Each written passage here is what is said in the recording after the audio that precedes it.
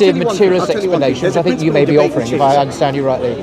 I suppose. I cannot debate. Yeah, in that case, I find the religious explanation much more holistic, able to take on board all of the factors that are involved. I feel like I'm being interviewed here. You are. and what's the job again? I can't remember the job again. So that's what I'm saying. That it's a holistic explanation. Your explanation reduces things in an implausible way to a materialist basis. Okay, so my problem with the point that you're making, not only does postulating a soul not provide the explanatory power that you claim that it does, because it doesn't explain the mechanism behind it, just saying it's the soul coming through the body and it's the soul fading away, and or however you actually explained it. Four mics. You guys are really you guys are really serious. Yeah, where's this guy? This guy wants a mic. But so not only are you not explaining the causal mechanism through which that is the soul expressing itself, but it can also be explained in a similar way by, DMT being released in the brain, which is another phenomenon that we know exists, right? When people take psychedelics, they have out-of-body experiences. We produce exactly that same chemical when we die that produces those psychedelic experiences that can allow us, in the same way that you say it's the soul, I could say no, it's just the brain going on a hypercharge before it dies, right? It's like when batteries go through an electric power surge before they die, when they're in the very last legs. It's just the mechanism of the brain. There's no real difference in our explanations. It's just that I'm making a physicalist postulate, you're making a non-physicalist postulate. There's no way that you can back yours up through pure empiricism. It's just that you have to postulate it. And I accept that you might postulate it, but it's not any better empirical standing than it's just a faith-based, it's a belief-based argument, right? We accept that. Right. But so how, through what? It's an inductive. Explain your induction. Explain how the soul is expressing. What I mean by induction is it means observing phenomena which until now have been not mainstream because of the taboo associated with these. Like, people don't want to talk about these things because they're afraid of being stigmatized as possessed in the olden days, or now as being mentally ill, or you get referred to as psychiatrist. So people don't want to talk about it. But that is changing now, thank goodness, in the last 10 years, 15 years. Absolutely. And now, amazingly, mainstream academic research, particularly in the United States, but also in places like Holland and elsewhere, are now actually doing research on this. And what they are discovering is absolutely incredible, astonishing. They're actually narrating accounts which should be physically impossible by any understanding that we have today. So, as I've already mentioned to you before, where you have people who are born blind and deaf, have a near-death experience, and whilst they're dead and blind and deaf, having out-of-body experience, they're looking down upon themselves, they're observing what is happening accurately, what they're hearing, and when they're resuscitated and they recover, they're able to tell their healthcare professionals, oh, you said this and this, and you did this. I noticed when I was observing what was going on, this is someone who's dead and blind, by the way, all right? I noticed that you were doing this procedure and you were doing that procedure, and the healthcare professionals, the doctors and the nurses and so on, accept this is exactly what actually happened. And this is evidence inductively, so I'm not starting from a theory, I'm saying from, well, this is very peculiar. How do you explain this? Yeah, absolutely. So what the research, and I mentioned to you also some academic research at the University of Minnesota, you can access it online, I've read the research, and they look at people who've been born blind and deaf, who had NDE experiences and had these extraordinary experiences. And they corroborated them. Were there any witnesses, any independent third parties? Yes, there were. Yes, they are, as they said they were. And also went through possible physical explanations. You mentioned some of them, like these biochemical reactions in the brain. So they have found all of those not really at all of any explanatory value. Sure. They do not actually explain the phenomena that you and others have claimed for it. So this is a mainstream academic discipline now, and what they're uncovering is extraordinary. For me, it suggests an understanding of the universe and ourselves, which is no longer just materialist, it's much more holistic. So it includes what I would call, I'm not fussy about words, you can call it a soul or a spirit or whatever, consciousness, but consciousness, it seems, is not just a byproduct of the brain, it has its own independent reality which exists beyond the brain's demise and has a life of its own. And this points to a spiritual dimension, I deduce inductively, that religious people would call the spirit or God. So it's all interconnected in a rich, holistic understanding. That I find compelling convincing based on empirical observations. Okay. Your insistence it must just be Can this, I that, and the other is not persuasive. So not persuasive. So I've got two questions. Number one, how on earth does a person who's been deaf and blind their entire life have an out-of-body experience and know what they're seeing? How do they know that they're seeing themselves being operated on? How do they know what colors are, what people look like, if they've never experienced these things in their life, unless they're being given divine knowledge, which, again, it's an unjustifiable postulate. That's just, because they do this, they must have had It's a very God, simple answer. and therefore you just have to... Very simple answer. I've seen YouTube videos where you have like a boy of 10 or 12 who's born deaf suddenly be given a cochlear implant. Like my sister had this, she had meningitis. Yeah. Anyway, she's given an ability to suddenly hear again for the first time in her life. And you can actually see the guy, suddenly he can hear the world around him. Hang on. And he knows that he can hear it. He's like, what? And you can see the big, He doesn't know that what he hears as a bird is a bird singing. I don't know that but he what does. I see as a doctor is a doctor. No, of course you don't. He understands he is hearing. What it is just by virtue of he having knows that it. ability. Sorry, he understands because we are meant to hear. We have ears. Sure. That what was not working is now working. So it's native to us in a properly functioning brain to actually be able to hear. So when he suddenly hears again, it's not like this alien thing that is apart from him. It is an awakening into a world which he is a part of. So he's come home to the way he should be living. With this person, and similarly with you, I can't speak to what it's like to be born blind and have that vision because I have no idea. But they feel that they are actually seeing real things, and they are independently corroborated by healthcare experts that they really must have seen it because it's exactly what happened, and that is physically impossible by your understanding of reality. So with someone who is suddenly able to understand a language that they know how to speak, they know how to write, but they can't write, I wouldn't know if I had been deaf. I wouldn't know what words mean. I wouldn't know what they sound like. I know how to speak them. Good question. I know how to write them and read them. But these people I don't are know unquestionably hearing, though. No one denies that a cochlear implant will make a person hear. So my point being... So it's real hearing and analogous to things... Yeah. My point being that if someone has been born blind and deaf, and then they've had this near-death experience where they've seen and heard, so as you claim... No idea what's going on, just the usual Speaker's Corner... Rhetoric bullshit. If as you claim, they're hearing and seeing as they never have before, yes, then under what possible mechanism can they understand and make sense of what they're seeing? But they do. No, but you're saying they do. You're saying that they understand, this is me on a surgical table and I've got doctors around me.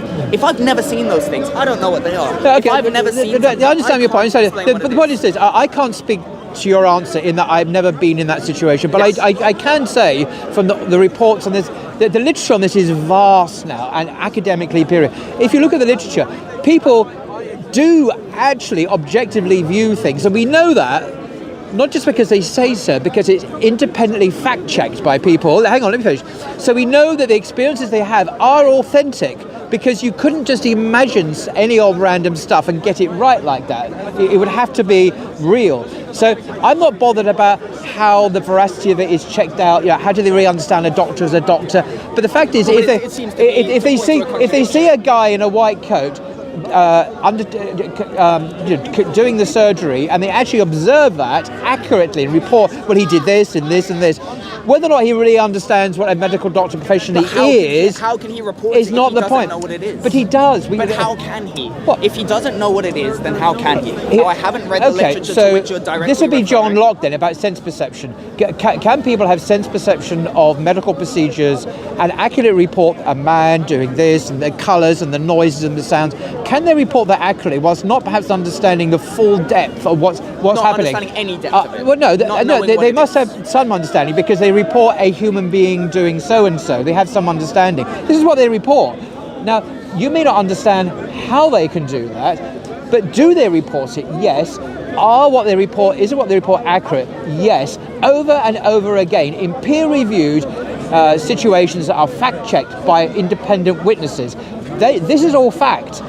You can't, in the face of that, dogmatically insist that none of this is real, I think that's unscientific I agree. and against reality. So that is not the point that I'm making. The point that I'm making is that your justification for it is equal to mine in that there's no way that we can prove it. It's purely an axiomatic We can problem. fact check it. But it's purely an axiomatic difference, the way that we explain the causal mechanism. How do you explain a blind? How do you explain a blind dead person how does the who has an soul- out-of-body experience actually accurately observing what's going on at a car crash scene or in a surgery and giving in-depth narrations? All of this happened because they say they saw How does the it. soul justify it any better than DMT? How in do you the brain explain being that? The released before you die? DMT doesn't Of course, explain they this. explain it in exactly No, the it same doesn't. way. No, Of course, it postulates but you said you God hadn't to read the explain it. literature. It doesn't explain the causal mechanism. It's interesting. behind You said it. you hadn't read the I literature. haven't read the literature. But you see, this explanation is discounted in the literature. Yes, but my point is that you ought to discount. So what the is your soul. explanation? You ought to discount the soul as a justification for Why? it as well, because there's no explanation of a causal mechanism by which you are able to perceive this out-of-body Do experience. I need a causal explanation? Of course, if you're Why? making a postulate that the soul exists, then you have to explain why the soul's existence justifies. Okay, this experience. I mean, normally I hate analogies, but I'll give you an analogy. Okay. You've done physics, haven't you? I'm doing physics. I've not done. Oh, you are doing physics. Doing okay. physics. I will confess, I've never studied physics in my life. When I get in an aeroplane in a couple of weeks' time, which inshallah I'll be doing, I trust that when I get on that British Airways aircraft that's going somewhere, I trust that the physics and the geometry and the engineering is all going to work. I have Unless it's Boeing. Unless it's Boeing. Yes. Well, we'll go there. Good point. Yeah. Assuming it's none of that. I have no idea about the laws of physics, but I actually have a really confident trust that this aeroplane is actually going to, obey the laws of physics and get me from A to B. Yeah. Does that make my confidence in that belief invalid? No, because it's falsifiable. It's derived No, from a no. falsifiable process. But which explains causal mechanism. my question is it valid? No, it's not valid to. Oh, it's not to valid. Disbelieve. No, my confidence in this aircraft being able your to. confidence is justified. Right, but yes. okay, but by the way, I've already confessed I have no idea about the physics Yes. of that aeroplane actually Absolutely. flying. So this is an analogy, of course. Absolutely. So coming back to the original, do you see my point? Not Even though I sufficient. can't explain the you could explain if you knew cause of the solar, but I can't explain the mechanism. I'm excited to say you know, to be honest. You could learn But you through could the see the science. outcome of the effects of it regularly and independently fact checked by healthcare professionals who say, yes, this person who was dead and blind did actually, according to their testimony, I don't did doubt reliable that this- see. I don't doubt the. But the fact that I don't know any more than I understand the physics that would take me in a BA airplane to my destination, Sure. it's not an There's a argument distinction. against it. But there's a distinction to be made. Do you see why it's not an Yes, argument yes, against what? Absolutely, but there's a Good. there's no argument. I'm not making an argument against God. I'm saying that your argument. We're not for talking about- God we're not is- talking about God here. Or soul. Sorry. Whoa. I'm not making an argument against the soul. I'm making an argument that your argument for the soul doesn't justify your postulate. Your argument through this observation of this phenomenon. But I doesn't still don't justify know the what your argument conclusion is. that Your it's the soul. argument doesn't seem There's to a be. distinction to be made between the airline analogy and the soul analogy. Good. What's the difference? With the question of the science, Yeah. you can study and you can understand why an airplane flies. Yes. You can go exactly Yeah. through every single mechanism Yeah. of the airplane, and it will causally explain why when you sit in that airplane, it will take you in the sky and you'll end up in your other destination, Yeah. right? It produces lift through the turbines and the Exactly. engines, Well, there you and go. it has flaps. and- Now I understand why it is I can I fly. don't even understand Thanks the to you. entirety of it, but Right. it can be explained Yeah. through purely physicalist, purely empirical, falsifiable Right. science, which Right. has been done. We've made testable predictions and Yeah. we And adjust our conclusions. airplanes do fly. And they do fly. Yeah. We know this. Usually. Yeah. Usually. We know this Yeah. because we have falsifiable Absolutely.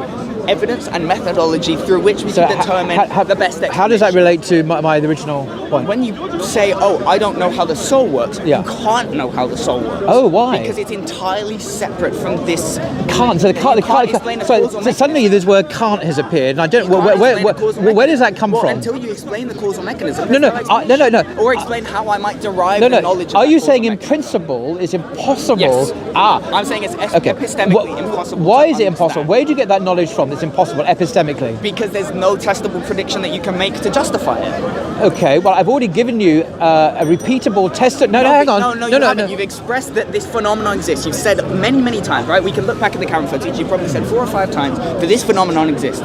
and you say, it's impossible for it to happen, and then you say, it is. So it must be the soul. So they say. It is. But then you say, so it must be the soul. But you're making that leap without really justifying where that leap is coming from. You can't explain the causal mechanism that explains the soul's justification, how the soul can experience whatever. I don't have to give a detailed... of course you do. No, excuse me. I don't, any more than I do about the aeroplane flying before I get on an aeroplane and trust it to actually take me to my destination, because it works. In reality, it actually happens. But there is someone who can give that explanation. Yes, they can. But the fact that science at the moment, which is just beginning, or academics are beginning to look at these phenomena seriously, like NDEs and people approaching death who have no brain matter left because of cancer, nevertheless have exactly, and you suddenly become fully conscious and aware and start talking again to say goodbye to their loved ones. The fact that I don't understand that, analogous to the aeroplane thing, doesn't bother me overly, because we're in the infancy of hang on, the infancy, and therefore just because we're in the infancy of understanding is not an argument against the reality of the thing. We're in the infancy of understanding. I agree. Therefore, your dogmatic rejection is premature, to put it politely. Okay, so I will agree that it's a premature rejection. If I entirely reject the existence of the soul based on the fact that we can't explain it, exactly. Absolutely, that would be. That's my argument. But you agree then? I don't think I've made that point that the soul doesn't exist. My point is that it's not a sufficient explanation. As you say, we're in the infancy of science. Humans 150,000 years ago saw that birds fly. They might not know how, right? They see flapping wings, but they don't understand the physical mechanism through which that works. Exactly. But they said it was magic, right? The sun rises in the morning. It's Apollo riding his chariot through the sky. Whatever possible explanation. That was always poetry in Homer. But it was postulated, right? There's postulates. As science develops, we discover in almost all cases where we thought it was magic before, we thought it was something metaphysical, we've almost always proven that there was some physical explanation behind it. And my point is not that the soul doesn't exist. My point is that you're using the soul to justify some phenomenon is entirely unjustified, given that the science is in its infancy.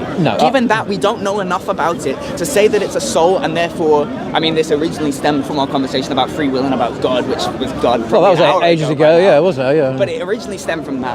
To say that there's a soul because we don't understand something, and therefore God, which I'm not sure if you're still using this as a way to justify God, but I presume that the soul and God are probably somewhat interlinked.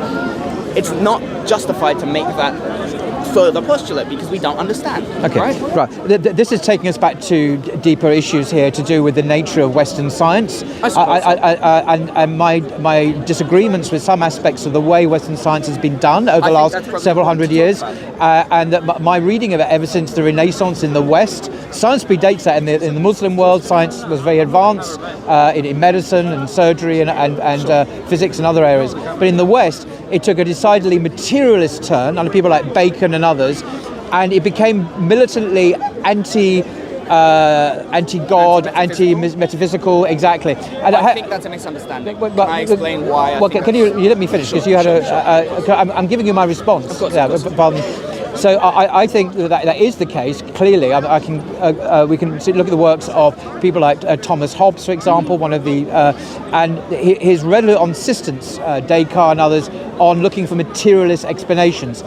Now, materialist explanations kind of work in some areas, but in terms of an explanation for whole of reality, there's a philosophical assumption packed into this, which is not intrinsic to the scientific method. Absolutely. But a lot of modern science in the West works on that assumption, and this is unfortunate. Now, there's a great work, which I've mentioned to you before, by Professor at Chicago University called The Structure of Revolutions on the Paradigm Shift. And I mention that because it's absolutely a key work in this whole area of the philosophy of science, of course. And I reference that because I think now we're ripe for a post-materialist paradigm. What I mean is, the universe can be investigated physically, but there are some phenomena increasingly important to our observations of reality which cannot be explained on that basis.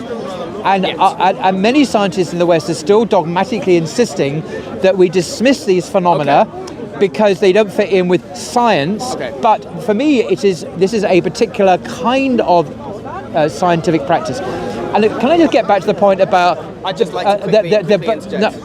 about the birds and the sun and all that? You see, again, this is a materialist prejudice. I think God sustains the birds in the sky. I believe that God causes the sun to rise and set. I believe that God causes everything in the universe. How does that reconcile with science? Because science, in my view, looks at the physical cause and effects within that particular worldview. But it was never meant to be a metaphysical, philosophical explanation 100%. for everything. But this is so there's plenty of me in a box with other. I'll just wrap up now. Sure. So I think it's still very plausible to believe, increasingly plausible to believe, that God acts in our world, not like an absentee landlord who just sets the world in motion, but he, as Christians call it, continua creatur. God continuously upholds and creates and sustains the universe, including the birds flying and the trees growing and our thinking and everything. So it's not like the God of the gaps, it's the God of everything. So even the most mundane thing like a rock is evidence of God's existence. Why? Because it's a contingent object that requires a necessary being. You know about this. Yes, not a cause. This is not Aristotle's first cause. Yeah. This is more like the Kalam cosmological argument. Kalam you know what I'm saying. So that is kind of, for me, this is probably a philosophical disagreement ultimately, not really a question about mechanics or mechanisms. So this is my point. So that's my point. So there's a few things. The first being that when you say Western science and you say Western scientists, there's a very important distinction there. Because to say that because I adhere to science, I must adhere to the beliefs of Bacon or Hobbes or whatever, is not fair, right? I'm totally agnostic on the existence of God as as this God, this creator God, but does a non-interferential God. It doesn't interfere in the world, creates the universe in the way that it will exist, and it continues to evolve throughout independently. However, to say that not only am I not making an anti-metaphysical claim, I'm just saying that your metaphysical claim isn't sufficiently justified to make it as a true claim about the nature of the universe. Justified by what terms? By what criteria? In any sense. What, metaphysically not claimed? There's no causal justification. You mean material? You mean material cause? There has to be some. If something is material, no, seriously. If there's a material phenomenon, then it has to be explained through some material mechanism. Now, whether or not that mechanism is cause of a god, maybe there's a. Are you saying all matter? Are you saying everything in the universe is material? No.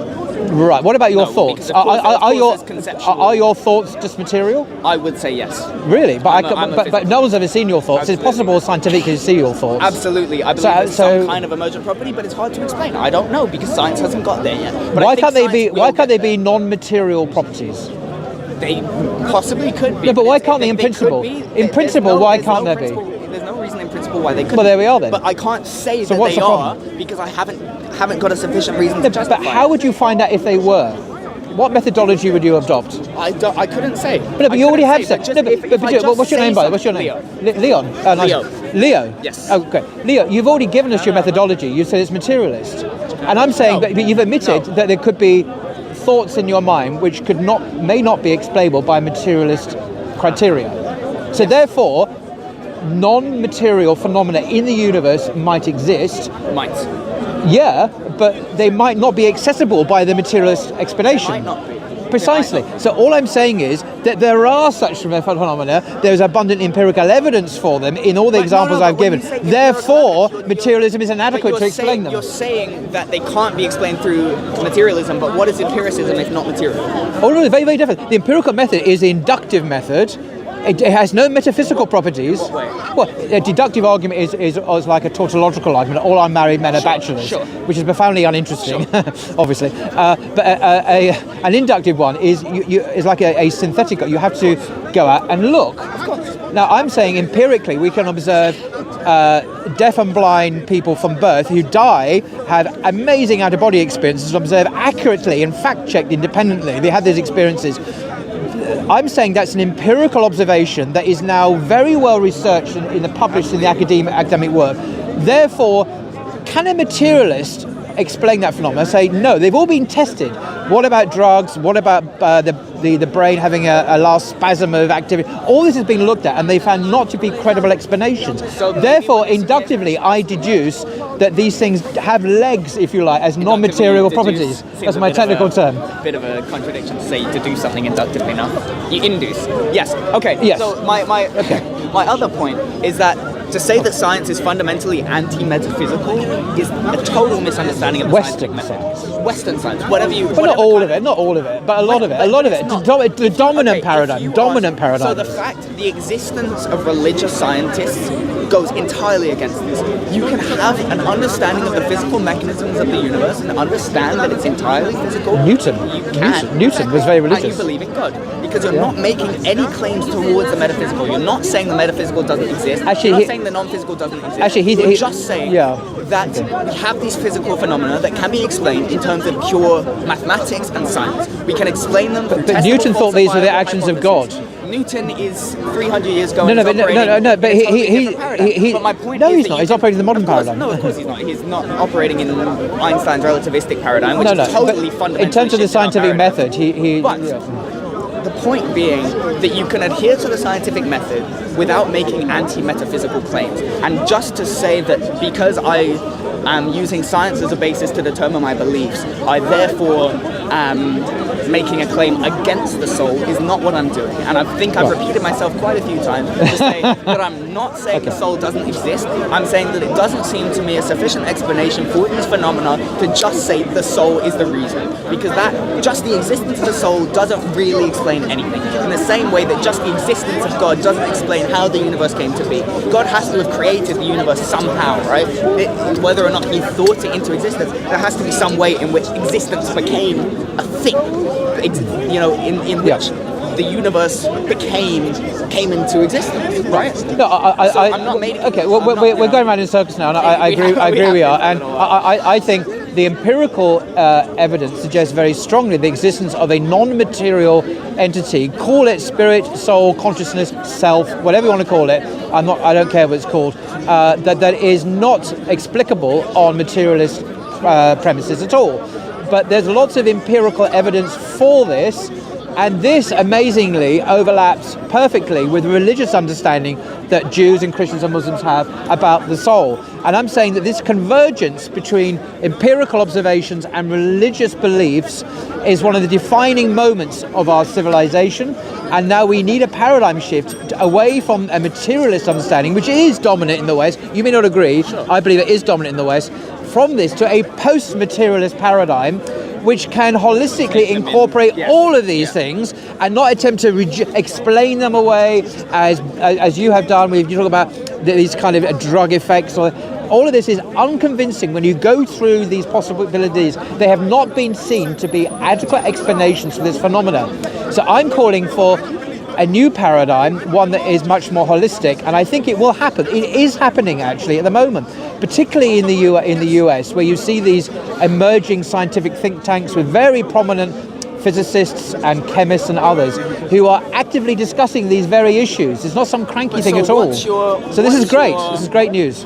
What's your causal interaction explanation, right? Because in order for something to manifest in the physical, it has to have some kind of cause. In order for anything to manifest, it must have some kind of cause. Well, you say you're just saying every effect. Let me just lay out my premise. Every effect is a cause. Every effect has a cause. I agree. We agree. I agree. Physical causes produce physical effects. I'm not sure I agree. Okay. I don't want to be shot down by my Muslim brothers here, but for the sake of this argument, I'm going to defend the Asherite occasionist argument. Any Atheries watching this, please turn away. I'm just letting you know I'm going to defend a version of the occasionist argument. You probably didn't answer, so I said, okay. So I'm actually going to maintain what I just said and deny what, yeah. Okay. I've just given... I'd like to know the justification. I've just briefed my brothers here about what I'm doing. Yeah. I'd like to know the justification, but aside from that... Yep. Every effect has a cause.